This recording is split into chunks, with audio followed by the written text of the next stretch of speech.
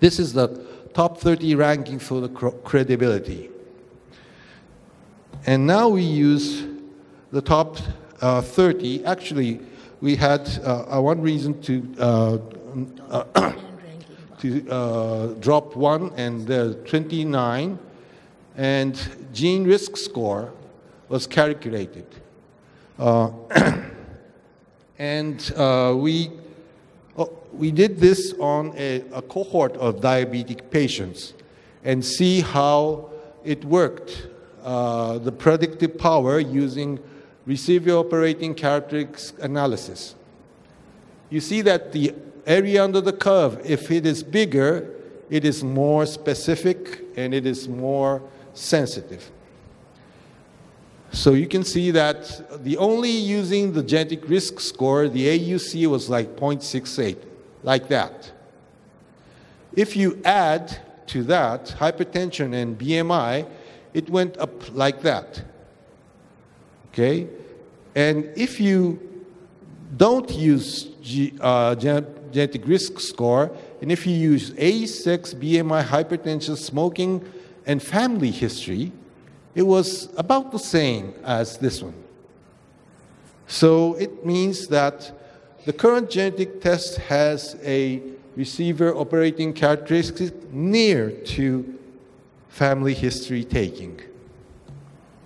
Does it impress you? So the gene tests, why do we have to use gene tests, which is much more expensive than family history taking? This is a little bit of odd, but we think it like this. Because prevention of diabetes is about education. So who knows why you have, what kind of risk, why it is a risk is a good matter for diabetic prevention, education. And the family history of the patient is about the family member, not you, not the patient themselves. But the gene test is about you, the patient themselves. And the gene test provides a good tool to educate patients how yourself may relate to the diseases. We now think that the medicine is moving more towards P4 medicine.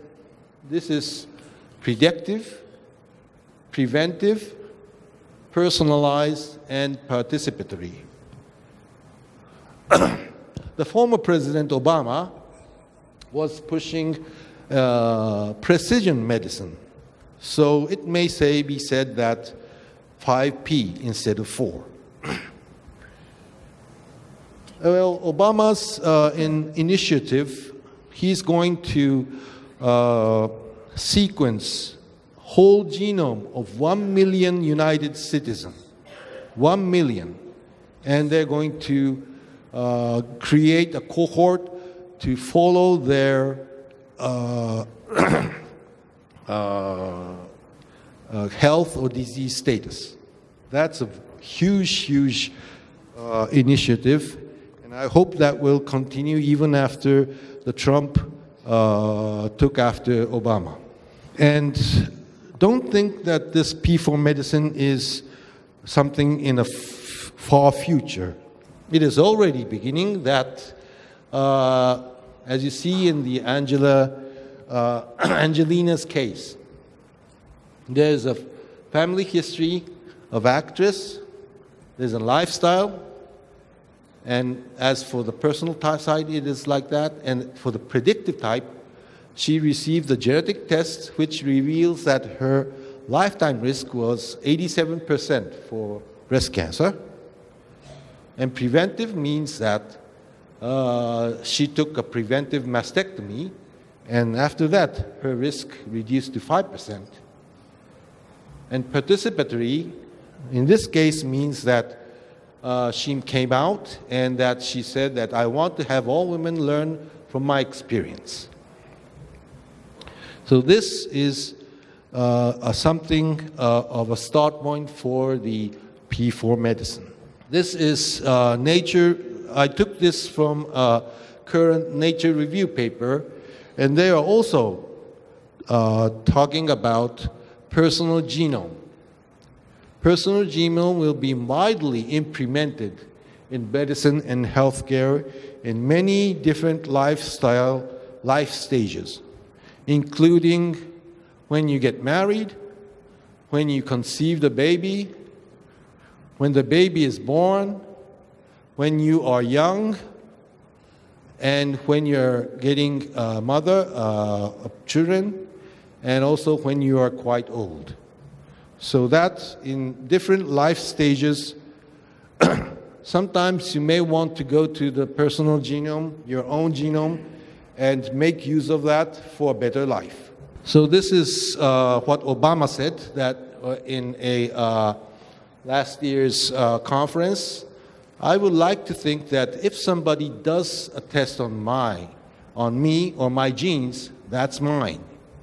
Means that he wants to know if the gene is solved.